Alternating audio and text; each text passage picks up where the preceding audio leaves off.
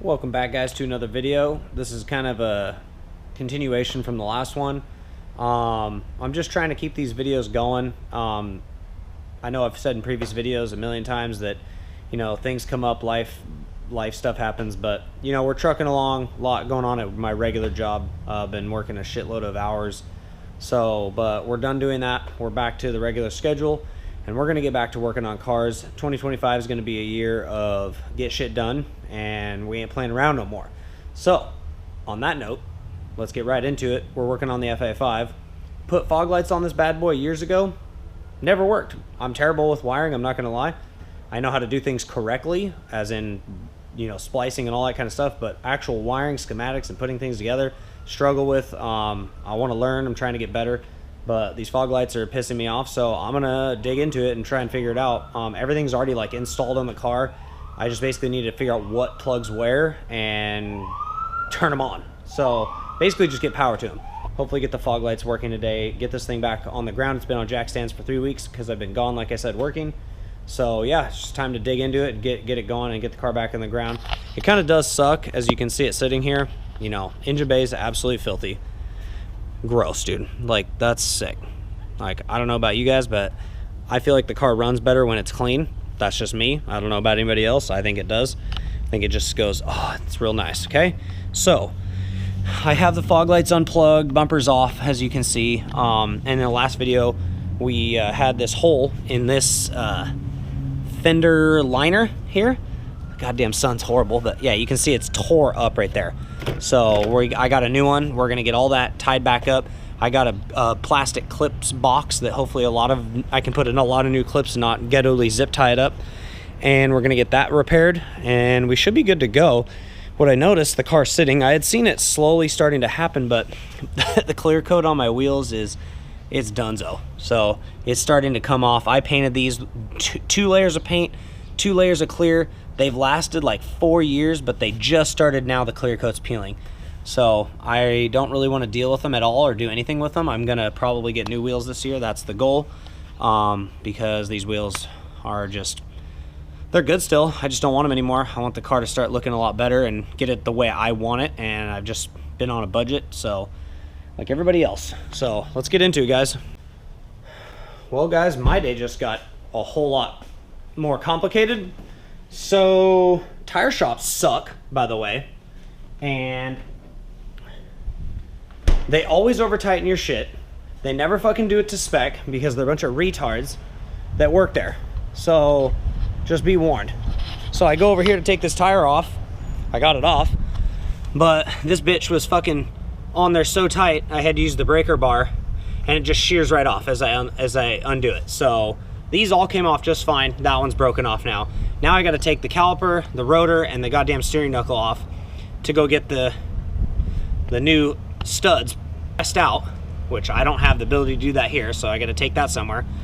I mean, blessing in disguise, I guess, because it could have broken off while driving, which it probably wouldn't have because it was tight, but bullshit, absolute bullshit. So, but I guess it's an excuse. I can get all new studs, replace them all at the same time, do it right once, and be done with it. So yeah, so car's definitely not coming off jack stands anytime soon, so cool. But we have other shit to do, and we're gonna do that, so we'll get all that done, and then at least that's all we have to worry about. But yeah, be warned, tire shops, sketchy. Unless you know the person doing it and you watch them tighten it, they're just gonna get their air hammer and just hammer town on it. All right, guys, so we got the old one out. It's on the ground. You can see the big ass hole right there. So it goes up in the fender like that. Look at that thing. Shredded. Gone. Done. Nasty. So this was can't remember where I got this, like carparts.com or 1A Auto or some shit, I don't remember. But we're gonna get this up in there, get all the clips in. I have a box of clips up on the table over there that are just miscellaneous clips and stuff, so we'll see if they work. I got enough different sizes and types that we should be able to get it to work just fine. Once we do that, we're just gonna kind of button up everything else, and then we got to dig into getting this off because I got to get this fixed. So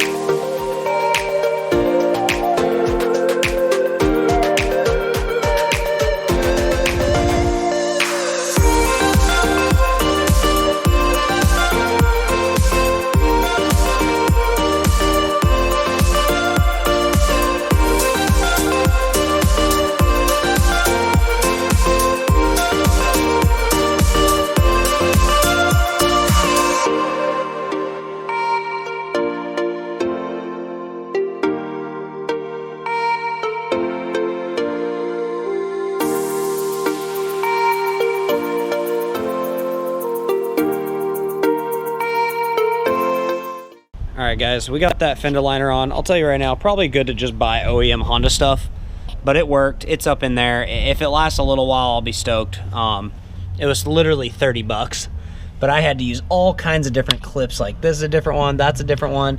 That's a big old, like one of the ones that have the little flared edges on it. I've got some push styles, like none of them are OEM Honda, but you know what? It's holding up and it looks a lot better, but it definitely is not ideal unless you're gonna do OEM Honda. That's just always the best bet, but I didn't want to spend a lot of money on it, so hopefully it lasts a while. At least it'll, you know, protect all this again, because this was just rubbing against the tire before, so that's no good. So all right guys, so ran down to the auto parts store.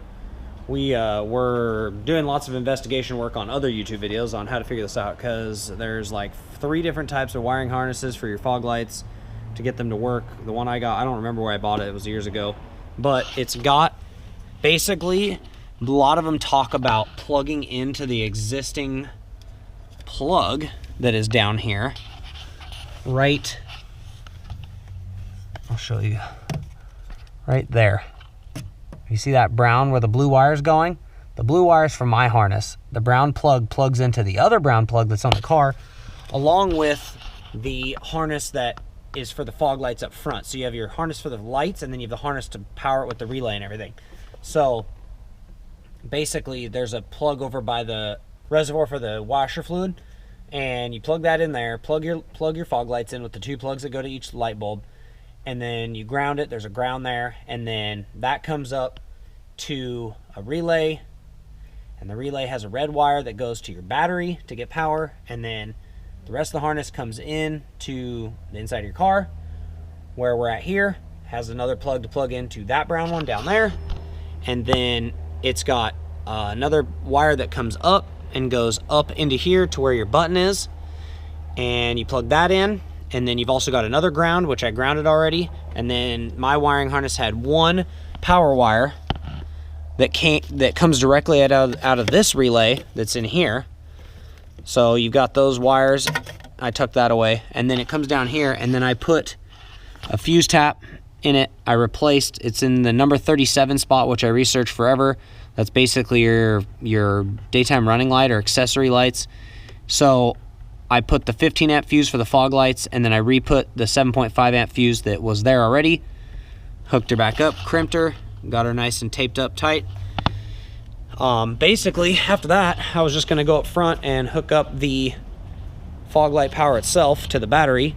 And basically I've known that I've had a connection issue to my battery for a while, because I would get in my car to turn it on and I'd have 0 power. I'd come out and barely tap this and it would move. So there's a lot of corrosion in here, as you can see, and corrosion on the bolt, and those probably just need to be taken out of there and cleaned. So I'm retarded and I forgot about that, and I don't want to hook our connection to the battery. There's an extra fuse, external fuse.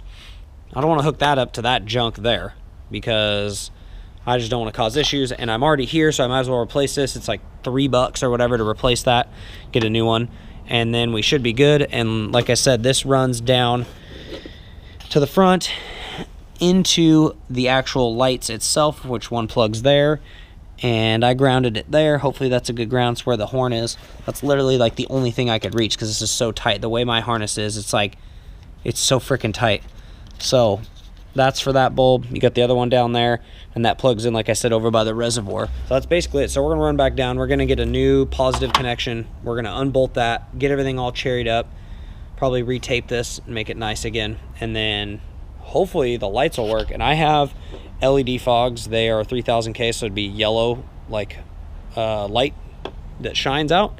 So we'll just plug it in. I don't even need to put the bumper back on. I'm just gonna plug the light bulb in, see if it works, because the actual fogs are yellow. And don't mind the dirty garage, that's a whole nother story. So we can work on that.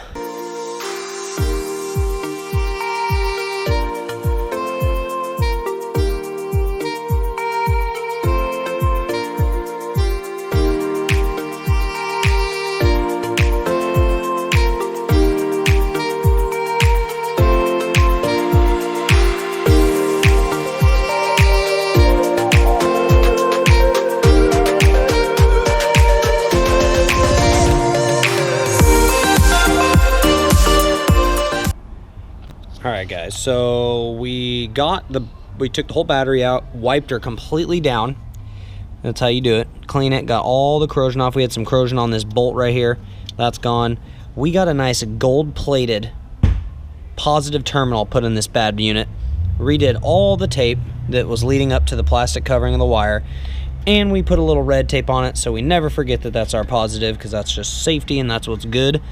We got our fog light power wire hooked up. I just kind of shoved the little fuse right there. That runs up here. That'll be tucked in there. We just got to put our negative back on, and we should be good to go. I had to pull off the mid pipe for the intake to get the battery out, but no big deal, just a couple clamps. We also got the filters sprayed off and ready to go back on. We used our Canon filter oil, but before in that previous video we had used the cleaner. So those are all shined up, greased up, nice and ready to go, all clean. Look at it's even dripping off the bottom. Got the little breather on the valve cover, good to go as well.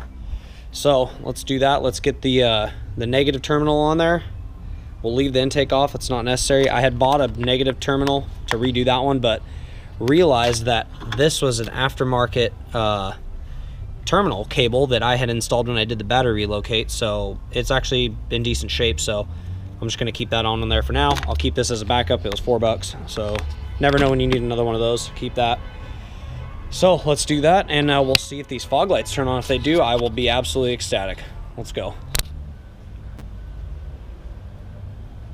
All right, we're gonna plug in the bulb into our socket here, and then we're gonna go inside and we are gonna flip that key, see if this bad girl turns on. If it does, hell yeah, dude. Hell yeah.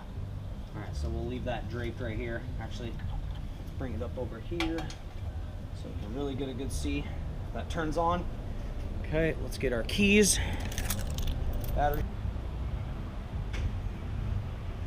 Okay, well, that didn't work. So, not really sure what's going on. I have power to the button though, so not quite sure what's up with that. We've got power to the button though, for sure. We can go ahead and check the fuses that are on this little fuse guide, make sure we're good. Other than that, not really sure, but we'll figure it out. Okay, guys, I think I know why. The battery is toast. The car's been sitting for 3 weeks.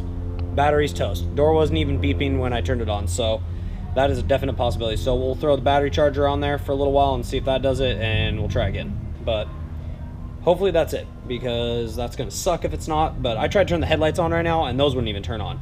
And those are LED as well, so we're not getting any juice. But I did have a tiny little light on the fog light button, so I know there is power and it's going to it. So, all right, guys, I'm gonna call it here.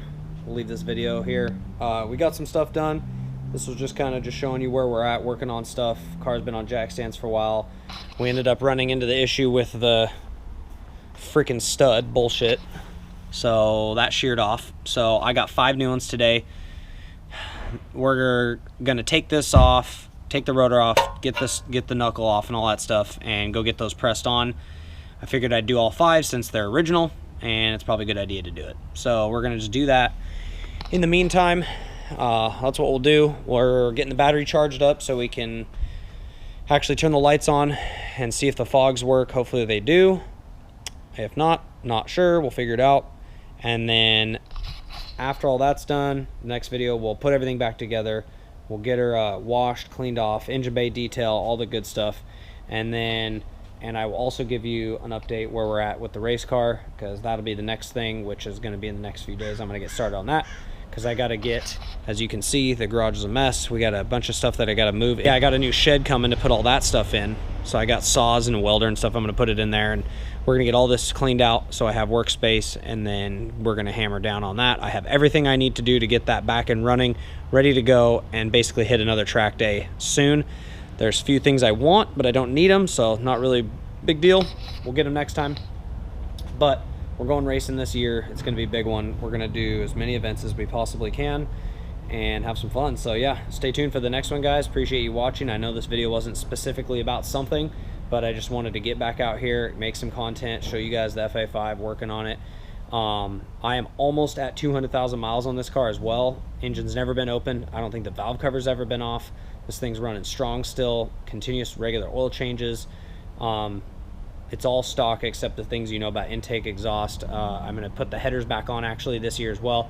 We're in California, so I'll got to go to the streets of Mexico to put that on. And then we'll be dialed in. So thanks for tuning in, guys. Until the next one, peace.